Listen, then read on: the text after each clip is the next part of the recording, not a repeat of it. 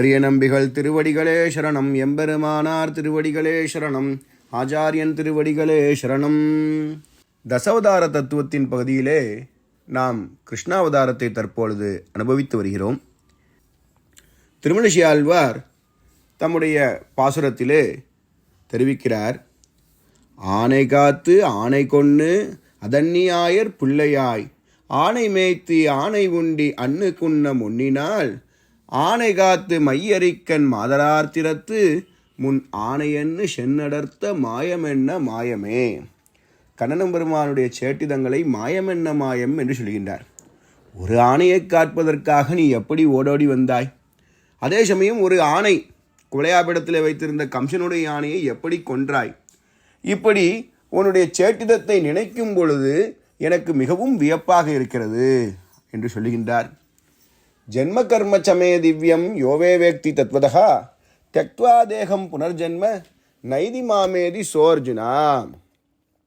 எவன் ஒருவன் என்னுடைய அவதாரத்தையும் திவ்யமான திருவிளையாடல்களையும் யார் உண்மையாக உணர்கிறானோ அவன் அப்பிறவியின் இறுதியில் உடலை துறந்து மறுபடியும் பிறவாமல் என்னையே அடைகிறான் என்று உறுதியளிக்கிறான் கண்ணன் பெருமான்.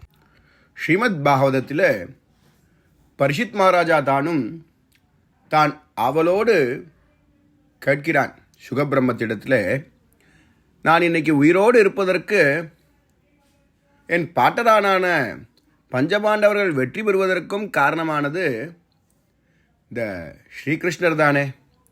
அந்த கண்ணனம்பெருமானுடைய கதையை கேட்க நான் அவளோடு இருக்கிறேன் என்று அவர்தானும் கூறினார். இந்த பூலோகத்தில் நமக்கு ஒரு இன்பத்தை கொடுக்கக்கூடிய விஷயம், பேரின்பத்தை கொடுக்கக்கூடிய விஷயம், அந்த லோகத்தில் போயும் நமக்கு எம்பெருமானுடைய திருவடிகளையே பெற்றுக் கொடுக்கக்கூடிய விஷயம் என்று சொன்னால் அது கண்ணன் எம்பெருமானுடைய சரித்திரம். அதில் யாருக்கு தான் ஆசை இருக்காது? பரித்ராணாய சாதுனாம் விநாசாய துஷ்கிருதாம் தர்ம சம்ஸ்தாபனார்த்தாய சம்பவாமி யுகே யுகேன்னு அனுபவிக்கிறோம்.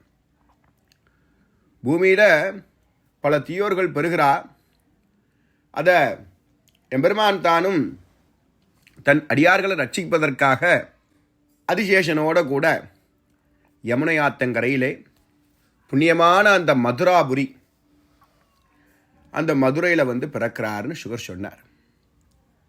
மதுரா நகரத்தில் தேவகிக்கும் வசுதேவருக்கும் ரொம்ப ஆச்சரியமான விவாகம் நடைபெற்றது. மணமக்களை கம்சன் தானே தேரில் வைத்து ஓட்டி வந்துருக்கான். திடீர்னு ஒரு ஆகாய ஒளி, ஏ மூடனே, இவருக்கு பிறக்கக்கூடியதான 8வது குழந்தை உன்னை கொல்லும் என்று எச்சரித்தது. கோபம் கொண்ட கம்சன் வாளை உருவிண்டான். அதுவரைக்கும் தங்கச்சி மேலே பாசமாக இருந்தான். எப்போ அந்த சத்தம் கேட்டதோ, அந்த அசரீரி கேட்டதோ, உடனே என்ன பண்ணிட்டான்? வாளை உருகி தேவியை கொல்ல முற்பட்டுட்டான். வசுதேவர் சொல்கிறார், இவள் மகன்தானே உன்னை கொல்ல போகிறான், இவள் அல்லவே. ஒவ்வொரு குழந்தையையும் உன்னிடம் ஒப்படைக்கிறேன், இவளை விட்டுவிடு என்னார். கம்சன் தானும் சிந்தித்து அவர்கள் இருவரையும் சிறையில் அடைத்தான். ஒவ்வொரு குழந்தை பிறந்தவுடன் கம்சன் அதை கொன்றான். தேவகி 7வது கர்ப்பம் தரித்தாள். அப்பொழுது விஷ்ணுலோகத்தில் பகவான் தன் யோகமாயை அழைத்து, வசுதேவரின் மற்றொரு மனைவியான ரோஹிணி கோகுலத்தில் வாழ்கிறாள், நீ தேவகியின் 7வது கர்ப்பத்தை வெளியே இழுத்து அதை கொண்டு போய் ரோஹிணியின் கர்ப்பத்தில் வைத்துவிடு என்று சொன்னார்.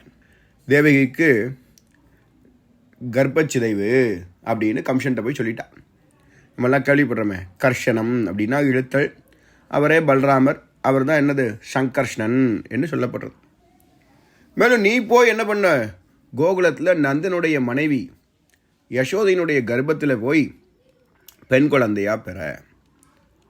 நான் தேவகியின் 8வது மகனாக மதுரையில் பிறந்து என்னை வசுதேவர் யமுனையை தாண்டி கோகுலத்தில் கொண்டு விட்டு ஒன்றை எடுத்து கொண்டுட்டு போய் கம்சனிடம் தன் 8வது குழந்தையாக கொடுப்பார். உன்னை கம்சன் கொல்ல முற்படும் பொழுது நீ இந்த கதையெல்லாம் சொல்லிவிட்டு அவன்கிட்ட மறைந்து விடு என்று எம்பெருமான் தானும் ஆணையிட்டார். ஆவணி மாதம் அஷ்டமி திதி, ரோகிணி நட்சத்திரம். ரொம்ப ஆச்சரியமான சன்னிவேஷம். இரவு ஆறுகளெல்லாம் மெதுவாக ஓடினது. காற்று குளிர்ந்து வீசியது. பூங்கொத்துக்களில் வண்டுகள் தூங்கின. நிலவு பால் பொழிந்தது. தேவர்கள் துதிக்க தேவதேவனான கண்ணனெம்பெருமான் பிறக்கின்றான்.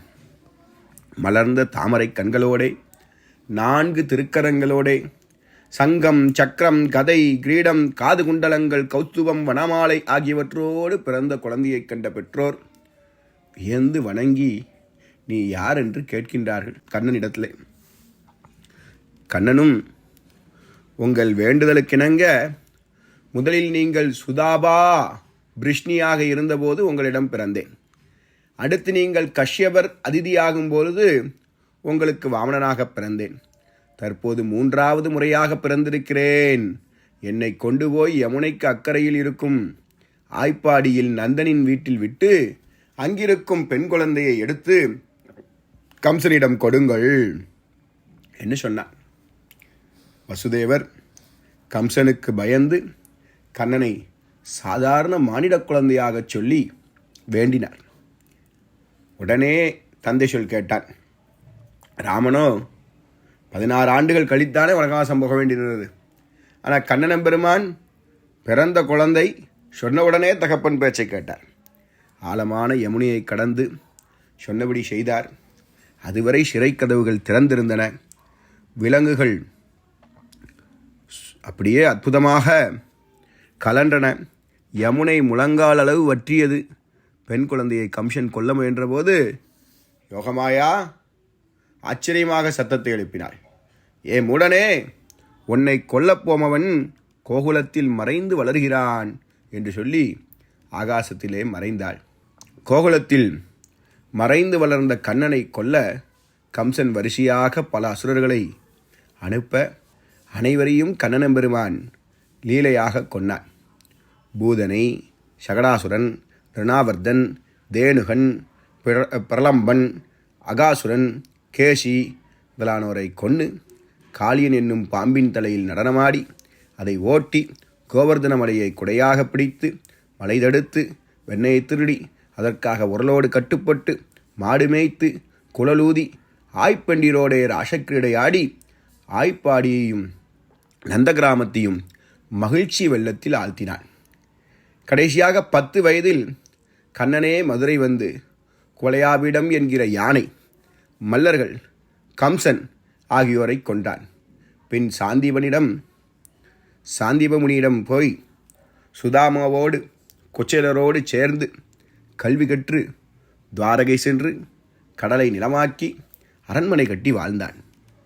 கண்ணன் பீஷ்மகனின் பெண்ணான ருக்மிணி, ஜாம்பவானின் பெண்ணான ஜாம்பவதி, சத்ராஜித்தின் பெண்ணான சத்யவதி, காலிந்தி, மித்ரவிந்தா, சத்யா, பத்ரா, லக்ஷ்மணா ஆகியோரை திருக்கல்யாணம் செய்து கொண்டான்.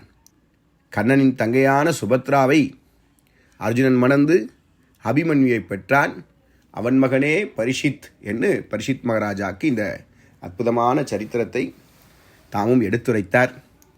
அடுத்த பதிவிலே கண்ணன் தானும் அருளிய அந்த அருளமதத்திலிருந்து கீதையிலிருந்து நாம் தெரிந்து கொள்ள வேண்டிய விஷயங்களை பார்ப்போம். பசுதேவம் சுதம் தேவம் கம்சச்சானூர மர்தனம் தேவகி பரமானந்தம் கிருஷ்ணம் வந்தே ஜெகத்குரும் பிருந்தாரண்ய நிவாசாய பலராமானுஜாய ச ருக்மிணி பிராணநாதாய பார்த்தசூதாய மங்களம். ஆச்சாரியன் திருவடிகளே சரணம்.